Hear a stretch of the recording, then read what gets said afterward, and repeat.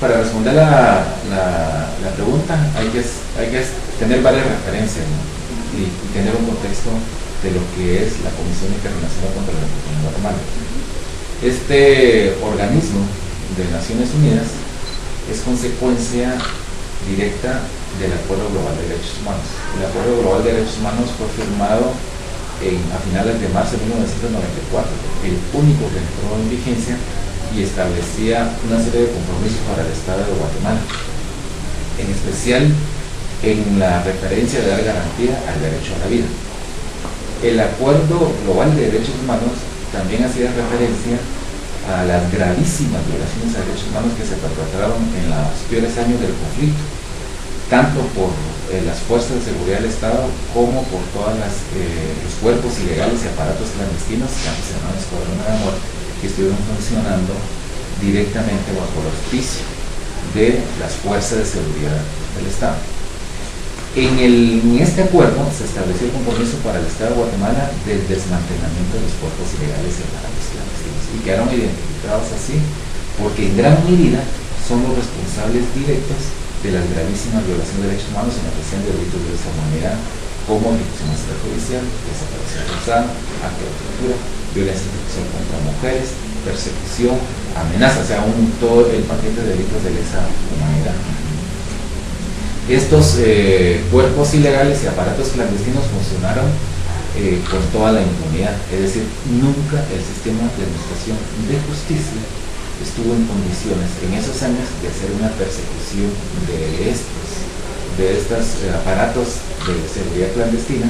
y nunca se administró justicia ni tampoco se aclaró estos temas en favor de los familiares de las víctimas y víctimas sobrevivientes. Entonces este vacío quedó así. Hubo un incumplimiento del Acuerdo Global de Derechos Humanos por parte del Estado de Guatemala. Se firman los acuerdos de paz en el 29 de diciembre de 1996, y eso sigue, se transmuta.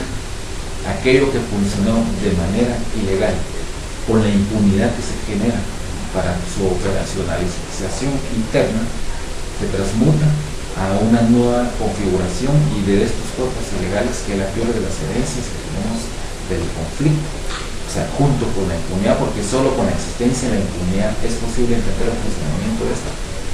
se convierten entonces en una serie de aparatos que están vinculados no solo a las violaciones de derechos humanos, sino a un conjunto de ilícitos, hasta llegar a conocer a lo que hoy se conoce como las actividades del crimen organizado. Hasta sus raíces están en esa. Entonces, entendiendo este contexto, el incumplimiento del Acuerdo Global de parte del Estado para desmantelar los cuerpos ilegales y aparatos clandestinos de seguridad, el incumplimiento del Estado de Guatemala en la administración de justicia de los sobrevivientes y familiares de las víctimas de estas violaciones de derechos humanos, y el incumplimiento del Estado de Guatemala para hacer funcionar de una manera efectiva el sistema de administración de justicia, hace que años después las Comisiones de Derechos Humanos, exigiendo justicia para aclarar las violaciones de derechos humanos y exigiendo justicia para las nuevas violaciones, planteemos a las Naciones Unidas la creación de un mecanismo que se enfoca básicamente en este punto, que vaya dirigido a desmantelar los cuerpos ilegales para los clandestinos, que aparece en un momento denominado como CICIAPAS, pero que finalmente se firma como compromiso de Estado, dándole seguimiento a los acuerdos de paz, y en especial hago referencia al acuerdo global, donde se crea la CICIG. Entonces yo creo que en el marco de esto que se ha llamado justicia en transición o justicia transicional, que es el de la conjugación de tres componentes, la justicia, la reconstrucción de la memoria histórica y las reparaciones,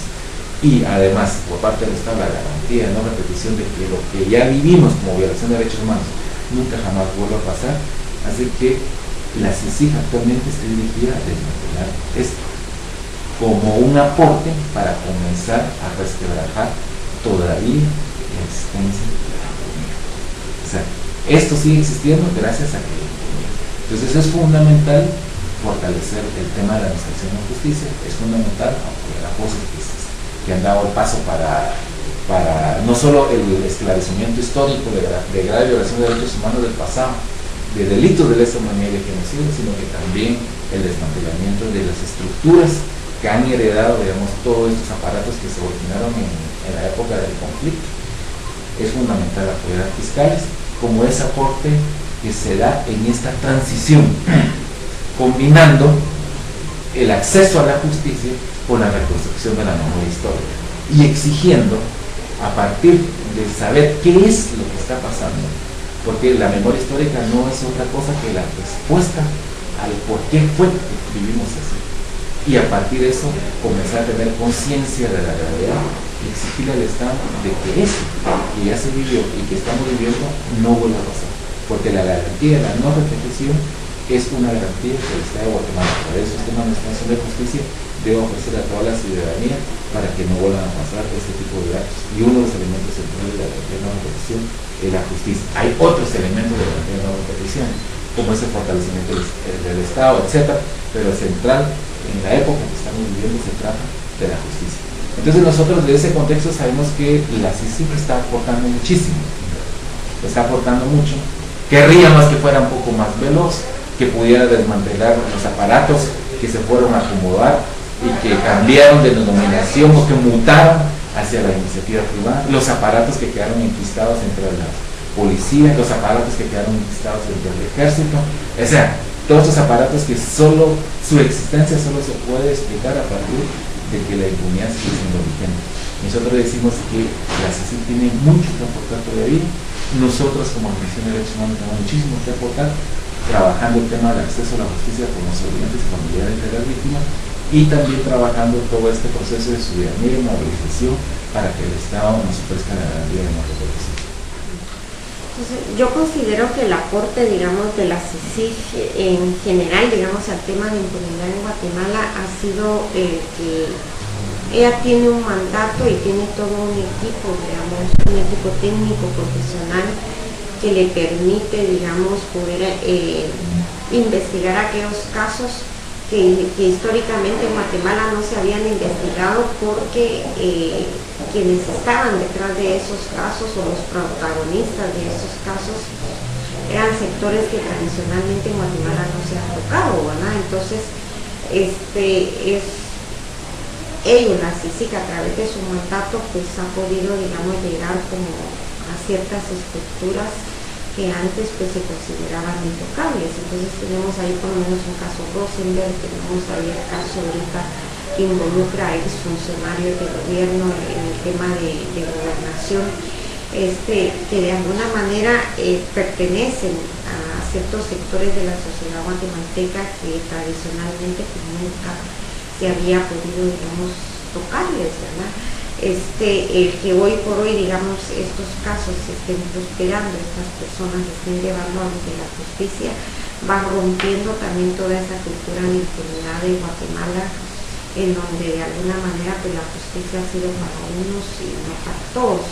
Entonces yo creo que ese es un aporte muy concreto que la CICIG ha dado, digamos, al país. Por otro lado, digamos, con las propuestas de leyes, digamos, que ellos han planteado, tenemos ahí un paquete de 11 leyes que si llegan a ser aprobadas, son leyes que van a beneficiar mucho, digamos, el poder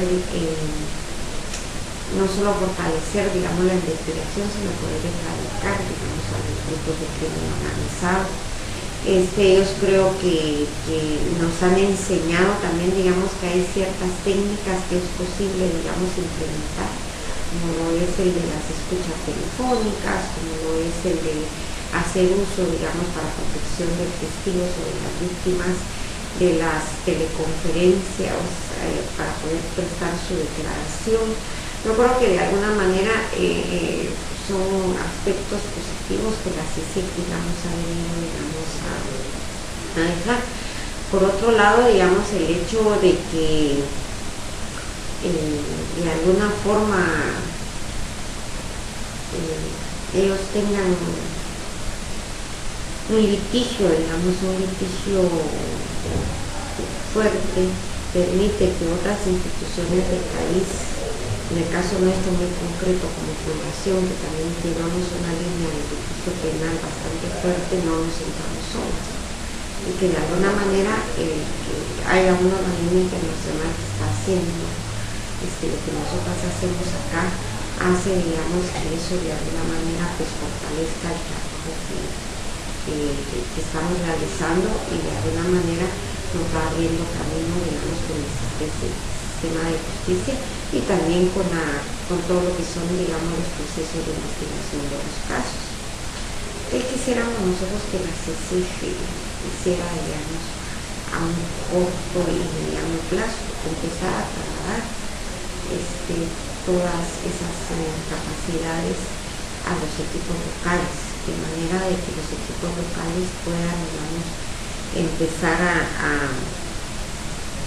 tener y a contar, digamos, con mayores posibilidades de cara, digamos, a la investigación, y que también puedan ir tomando, digamos, ciertas habilidades en las investigaciones que hasta el momento, digamos, han estado, digamos, ausentes. Creo que lo ideal sería que en algún momento que ya el Ministerio Público pues, pudiera ir, digamos, contando, digamos, con el apoyo dentro de sus filas, dentro de sus tareas claves, con presencia de los equipos de la CICIG para fortalecer los propios casos del Ministerio Público.